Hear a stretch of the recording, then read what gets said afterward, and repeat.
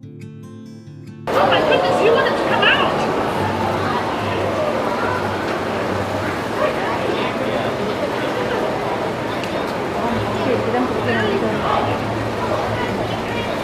Okay, this is Jones. As Rachel said, he's a red-tailed hawk. And if you look at the tail, you can see where they got their name. Many birds have names that have nothing to do with what the bird looks like. This one was well named.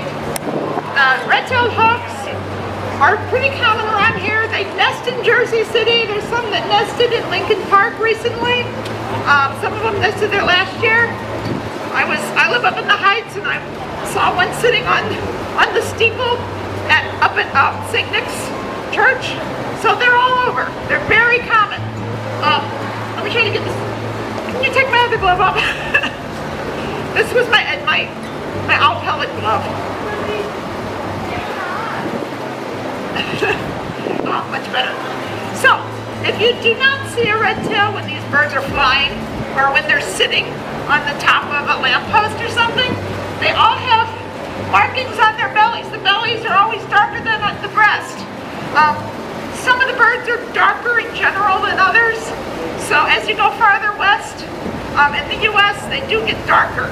Although I think Jones, even though he was found locally, and was probably born locally, he's actually pretty dark for a red tail. Because you've got the markings on the chest as well as down here in the belly. But you will see that they all have that band. Recently somebody posted a photo of a bird that was almost entirely white, but you could still tell it was a red tail because there were very faint marks across the belly. And immediately, even though it didn't have a red tail or anything, you could tell what it was. So that's a really good distinguishing mark. Now, Jones came to us because he was hit by shot from a shotgun. And you'll notice that the right wing droops. He did have orthopedic surgery, but they couldn't fix the wing completely. They removed several pieces of shot from his body. I'm not sure if they actually removed any from the wing. It doesn't say whether they did, but they could never fix the wing so that they could release him to the wild. One of the things that these birds do is fly long distances, and they do a lot of soaring. And it was determined that Jones would not be able to do that. So he lives his life out with us, and we feed him. He doesn't have to fly except little distances inside his enclosure. He does live with another red-tailed hawk, was not trained to go on the glove, so she's just kind of a static display. And you can go and see both of them there. He's the only one that we can get up, to go on the glove like this, and he's always very well behaved like this.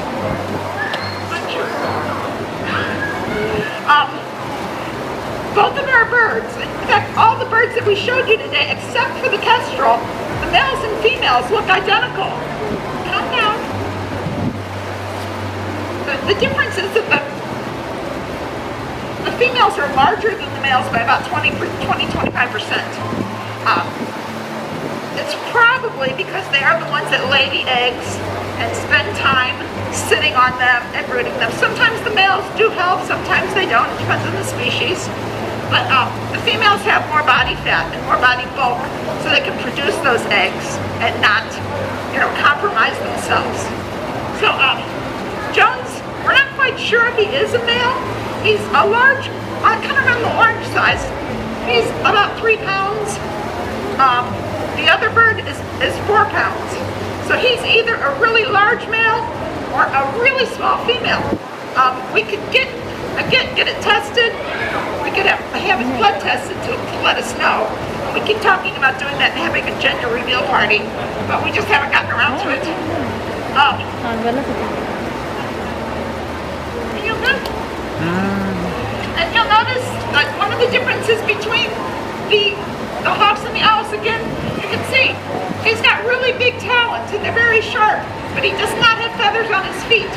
Okay, when they catch their prey, they're going to hold on to them. They don't have the grip strength as the great horned owl does, but he can hold on to it and then bite down on them and kill them. They do not eat their food whole. They will swallow, they'll take off bits and pieces of it, but then they end up eating everything, including the fur and the bones or whatever it is we're feeding them. And pellets as well. So all 4 of our birds spit up our pellets. The little birds have little pellets, the big birds have big pellets, because the little birds get smaller mice. He's gotten to the point lately where he steals his roommate's food sometimes. So we have to make sure that we feed him first, because he will come down and steal her food. What are you looking at? The hawks will do their hunting by sight. They have very keen eyesight. As we mentioned, they will sit high, like either in trees or on top of lampposts or something, and just look down on the ground, wait till they see movement, and then go after it. They feed primarily on small mammals. What am I forgetting about him? Anything else? They will nest usually in about February or March, lay their eggs. These are the only bird we also have that make their own nest. What are you doing? There you go. Good. You okay? I'll step back a little bit. So they do build their own nests out of sticks and leaves and things like that, and they're pretty good size in the trees. One of the problems they have, they go back to their nest, the same nest the next year. They might not get it because there might be a great horned owl sitting in there with her eggs. The owls will steal the nests that other animals make. If there's a big enough hole in the tree, the great horned owl will take that. But it generally will find something like an abandoned, what they think is an abandoned red-tailed nest, and take over it before the red-tails come back to lay their eggs. So what they have to do then is make their own nest, a brand new nest someplace else. What do you mean? Oh, one thing you have to listen for. I can't get him to make a call. We've never heard him make a call. But if you're watching a movie and you hear like the sound of a bird of prey, it's almost, I would say 99% of the time, it's not an owl, it's going to be a red-tailed hawk.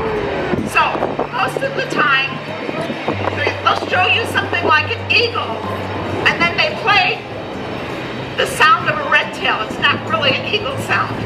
So it's kind of like, I'm sorry. He's like, no, he was like, what?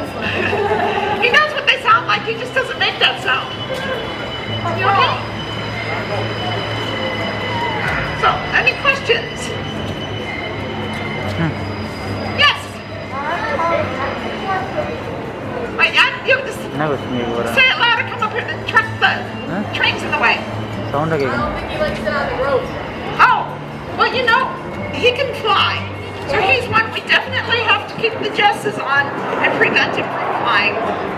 Yeah, he's a little bit nervous today. For some reason, he's been like this all day. Yes? Are you gonna be in the He seems to be like... Wait. There's so many things going by today. He seems to be like observing like a lot, like very observant. I noticed like his he's like really like posturing, and it's centered around like the noise. Oh yeah. Is he like, I guess, sensitive to that? To where does it like, I guess, do something to their nerves a little bit? Oh, one of the things about red tails and all the hawks, I guess, like in my neighborhood, we had a pair of red tails that would hang out in one of the trees, like two houses up from us. And they would sit in that tree all day long without moving. And I think they're just watching for things to come by, because they prefer mammals. So people say that, there's birds in their backyard, and another bird of prey came and ate one of the birds. It's probably a Cooper's hawk, because these guys don't go after other birds unless they're really hungry and they can't find anything else. But they do spend a lot of time just observing. And that's what he always does. When he's on my glove, he's always like this. Just watching things. The noises it's not, because we're in a forest, so it's not as noisy. We still hear a lot of cars on the turnpike and stuff. But every time an airplane flies by or something, they will look for it, especially Josephine, our great horned owl. We can be talking or should be paying attention to us, and all of a sudden, you know, just like one of your children goes, you know, looks up in the sky. He doesn't do that as much, but I think the really loud noises would bother him. Yes?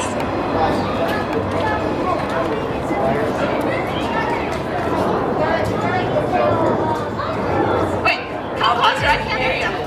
Like during closure, she's asking how big okay. are the cages. He lives in a room that's probably a little bit smaller than your bedroom. It's about 8 feet by 10 feet. And so he's got enough room to fly, like from the ground or from one perch to another perch. But we would love to get a really large cage that we could let them go in so they could fly long distances. Because if we let him fly outdoors, he would fly away from us, and he hasn't been trained to come back. And he probably then would not survive either, because he doesn't know how to live in the wild. But yeah, if we could get bigger places for them to live, it would be really nice. Ready to go back in? We're going to spray him with a little bit of water, because he likes that, and then he's going to go in. There's like some